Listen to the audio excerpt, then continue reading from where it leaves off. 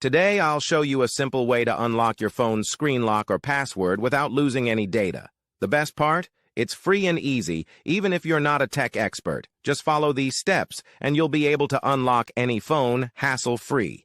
Let's get started. You can unlock your phone's screen lock or password using a special code. You will need to press on emergency call, and then you must enter a code. This code is unique to each type of phone and is provided by the phone manufacturer.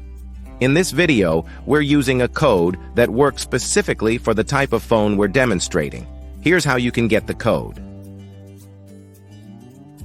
Visit this website that provides unlock codes for free using a unique method. And that's it. Now you can unlock your phone without losing any data. See you in the next video. Bye.